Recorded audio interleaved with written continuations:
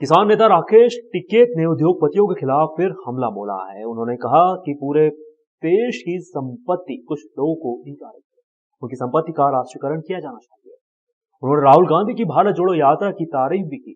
बैतूल के मुल्ताई में आयोजित शहीद किसान सम्मेलन में भाग लेने पहुंचे टिकैत ने आज केंद्र सरकार पर झूठ बोलने का भी आरोप लगाया है। टिकैत ने कहा कि सरकार किसानों के लिए कुछ भी नहीं कर रही। जो पार्लियामेंट में झूठ बोल सकते हैं वह कहीं भी झूठ बोल सकते हैं। पार्लियामेंट में कहा गया था कि स्वामीनाथन कमेटी की रिपोर्ट लागू कर दी गई है, लेकिन ऐसा नहीं किया गया। एमएसपी गारंटी का कानून नहीं दिया गया। फसलों के दाम आज भी कम मिल रहे हैं। मुकदमे वापस लेने की बात की गई थी, लेकिन ऐसा कुछ भी नहीं किया गया। राकेश टिकैत ने कहा पूरे देश की संपत्ति कुछ लोगों को दी जा रही है, उनकी संपत्ति का राष्ट्रीयकरण होना चाहिए। देश की संपत्ति उसे घोषित किया जाना चाहिए जो अवैध रूप से कमाया धन है।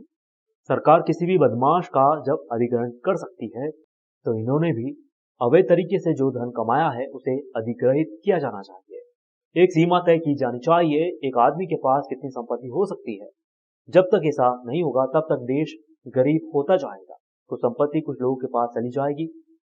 राकेश टिकैत ने राहुल गांधी की यात्रा की तारीफ करते हुए कहा कि ऐसी यात्रा की जानी चाहिए। जब नेता सत्ता में नहीं होते हैं तो उन्हें ऐसी यात्रा करनी चाहिए।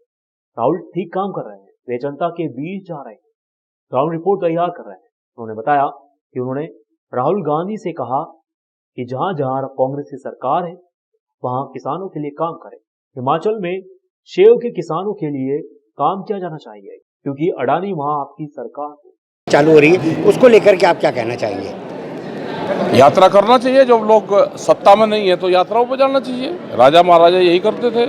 जब वे सत्ता दूसरे को सौंप के और फिर पब्लिक के बीच में जाते थे, उनकी समस्या सुननी चाहिए। राहुल गांधी ठीक काम कर रहे हैं, वे जनता के बीच में जा रहे हैं और ग्राउंड रिपोर्ट भी अपनी तैयार कर रहे हैं। सब लोगों को यात्राएं करनी चाहिए। किसानों को लेके तो कुछ नहीं कर रहे हैं वो राहुल गांधी के हाथ में अब सत्ता है नहीं केंद्र सरकार में, अब क्या करेगा वो। मतलब जो भारत जोड़ो यात्रा हो तो किसानों को जोड़ने के लिए, किसानों के लिए कुछ कह रहा कि किसानों के लिए जब भी तो करेगा जब उनके हाथ में कुछ होगी। हमने उनको ये कहा कि जहाँ जहाँ आपकी सरकारें हैं वहाँ वहाँ आप किसानों के लिए काम करो। हिमाचल में सेब के किसानों के लिए आप क्या फैसिलिटी करोगे, क्योंकि अडानी आपकी सरकार को डिस्टर्ब करेगा। आप वहाँ पे क्या करोगे?